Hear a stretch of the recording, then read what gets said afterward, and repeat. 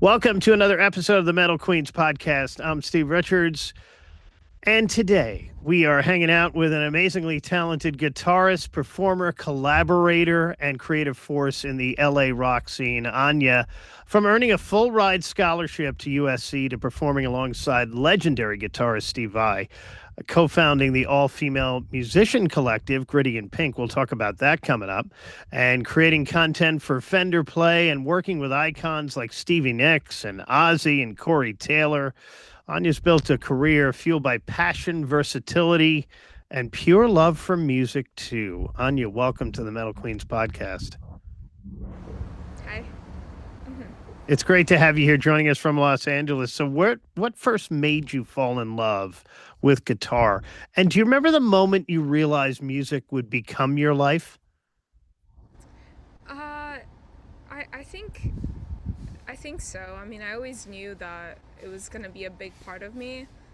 I would say I used to watch MTV when I was a kid, and then I think I saw Heart perform, and they blew me away, and Wilson and Nancy, and then I used to wake up and watch Avril Lavigne do that song "Complicated." It was blowing up at the time when I Yeah. was living in Poland, and I just always knew that I wanted to play guitar, and I didn't know how to do it, but I just it was like a feeling that music gave me. So from Poland originally. hmm How long have you been in Los Angeles now? I would say for almost 9 years. You earned a full ride scholarship to USC. That's incredibly impressive. What was that experience like for you, creatively and personally, too? I would say USC is kind of a melting pot of everything, and it was a lot of fun. I got a lot out of it. I really I feel like I became very American. Like now I really uh, you know Americanize myself. I'm not just Polish. I'm kind of a blend of both now. But it was a fun experience. I got to work with a lot of amazing musicians, and I learned a lot. So, it's just a lot to say. Yeah, Crazy school. how did studying guitar, you studied music industry, music technology altogether, how did it shape the way you approach your career today? Well, I would say that to make a career in music, it's about, you know, serving the artist, unless you're the artist. So, you just really learn when you're the artist what it feels like when musicians and other collaborative people don't do what you need them to, or they don't do it well enough, or they're not really proficient or professional about the situation. But, I would say that um, working with bigger artists, you really try to be invisible, and you really try to serve the song. It's Yeah. all about the song in the end. What does the song need? And, letting go of your ego. And that takes a lot of healing and growth. Because when you're young, you always want to be the rock star in the middle of the stage. And then you start to learn that it's teamwork, and everyone has a part in the team. And you just got to really figure out the dynamic. And okay, on this team, I'm this. And I got to follow my boundaries and my lane in this project. And it's a lot of fun. It's challenging, and you learn different things from different people, right? Because everyone has a different way of working, and everyone has a different culture, and they come from different backgrounds. So I think, it's just, it's, it's the weirdest and the craziest job I've ever had. you Well, know? you got a chance to perform with a great one, Steve Vai, at the big Jamathon. That was in 2018. What was that experience like? And did you learn anything from him that stuck with you? Yeah. I learned so. I used to read Steve Vai's guitar books. I still have his videos. But yeah, that was a crazy experience because when I did a summer quarter at Musicians Institute, and this was when I wasn't sure who I was and if I really wanted to go for the music thing, because I was like, oh, I'll just be an engineer and like a producer, and I was working at the studios. There was something in me that was like, hey, let me take a chance. So I didn't submit the video to like perform with him, but my teacher just kind of pushed me on stage. She was like, go play. Like, so it was kind of like being at the right place at the right time and Yeah. having the right people believe in you. But yeah, that was a cool experience because I was the only girl, and I was kind of with all the guys and the best guitar players, and I just kind of fell into that scene a little bit. You've also worked alongside some legendary artists like Stevie Nicks. You worked alongside Ozzy. Tell me about your experience with Ozzy. So we did a video for him and his band. Uh, Danny, the guitar player, was in it. I'm kind of blanking out on his name right now. And I think Monty. But we just, I was a PA on that project. Did like all the small things of like getting coffee and just being around, and it was more about the hang and being invisible. But we just kind of set up the green screen at his house, and then we shot like a bunch of scenes in different houses around LA, and yeah, it was a cool experience. I got to actually kind of go inside and ran into Sharon Osbourne, which was very cool. And Yeah. yeah, it's a small world out here, but it's all about what I learned from working on all these projects. It's all about earning trust and staying in your lane and not having a big enough ego to like screw it all up. You co-founded Gritty and Pink alongside Shira Girl. What inspired that movement and community? Yeah, so originally this was Shira's idea, and I got connected into the project through Kevin, and she kind of put me on. I was her new friend, and I was way younger because she co-founded it with two other friends, like Rain and another friend that I'm kind of. But it was all her, idea. I was kind of supporting her. I just believed that we needed something for female musicians in Los Angeles because, as you know, band dynamics get kind of tricky with women.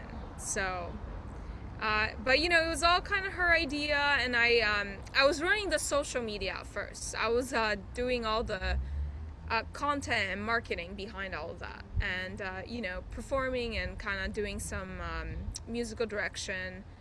And yeah, it was kind of learning the ropes from her because she used to have a stage at Warped Tour that was called the Sheer Girl stage, and that if you know the history, like that's the first stage for all female musicians, where like we had Hayley Williams perform, and it just kind of created a little home for women who feel like they're a little bit lost. And it was awesome. I mean, she's still a good friend. I still see her a lot. We're still doing Gritty and Pink stuff in Los Angeles. It's been growing a lot, but it's always just been like a safe place for women, because I feel like, no offense, men have like a very safe space, and women were kind of missing one. And it's a little bit different when women work with women and when women work with men, and it is what it is. It's nature, but it's a little bit different. I hope that answers your question. Yeah, and you mentioned a female stage, and it's great to see this year one of the big festivals, Louder Than Life, in Louisville in September. On Saturday, they're doing an all-female stage, all-female bands like Hellstorm. In This Moment, I think, is on that stage too. So it's great to see that. And speaking of which, Anya, have you seen positive changes for women musicians in the industry over the last few years? Yes. uh, it's kind of silly, but the other day, I was talking to someone about like, we watched this random P. Diddy video. Even like the fact that you can sue someone after a few years is awesome. I feel like all the people who have done other people wrong are getting in trouble for it, so that means karma is real. And yeah, it's getting better. I think women are getting more respect, and it's becoming more equal than ever before. Yeah, I think it's not as bad as it used to be in the 90s, from what I've heard from the older female rockers. All right, well, let's talk touring here. You've toured nationally with emerging artists. What's something people don't realize about life on the road? Uh, it's tiring. You kind of have to go with the flow. Everything goes wrong. Not every tour is a great tour, because I've been on like a Gypsy King tour where I was selling merch, where I had like a bunk bed, and then I been on like Viking tours where it's like a bunch of my best friends, and we're like, okay, we're getting into this van. All right, we might couch surf, we might get a motel. In the end, it's kind of, you gotta love what you do. Like, if you wanna be a touring musician, you have to love it. If your heart is not in it, you're gonna hate it. What's your favorite part of touring? I think connecting to people um, that I meet for the first time that connect to me through like the music, and it's either my music or the artist's music. Uh, it's just wonderful to see that somebody on the other side of the world, listened to my song and it changed their life. It's kind of like, that's what it used to do for me. I used to, listen to Metallica and Nirvana, and I didn't even know what these songs were saying, but there was like such an emotional connection to it. That's just cool that I can heal somebody through my song, because I wanted to kind of heal something I was going through, and it's nice to just connect. Like all the Linkin Park songs, they're so deep and they hit so hard, and there's like different levels of emotional growth as a human being that you're like, wow, I didn't even know this meant this. And it's like, it's like the older we get, the more aware we get. And yeah, I don't know, I just like, for me, it's like about the people. The music has always been about community. That's where I find the joy in it. Like, the reason I love playing live is because I love being connected to people. Doing it alone feels wrong. That's why I kind of miss the old days of where people used to like record it together in the studio and work together. Now it's like very individual, but for me, it's always been like the connection.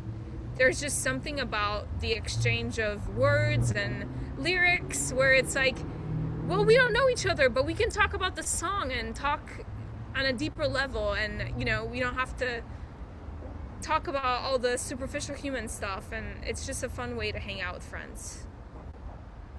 Growing up in Poland, was music big in your house? Uh, I would say yes. It was always big, but no one in my house was a musician. Mm. Touring plans for you for the rest of this year. Where can viewers and listeners to this podcast see you live? So currently I'm going to be in the studio, kind of trying to lock myself in. I'm going to be doing a lot of Instagram content, and like, so you can always tap in on TikTok live. I do some stuff with Alexa, and I'm going to be really tapping into that. But right now, waiting to see what's going to happen with the summer. I have some local shows. I'm supposed to play on the 15th in Seattle, but unfortunately that show fell through.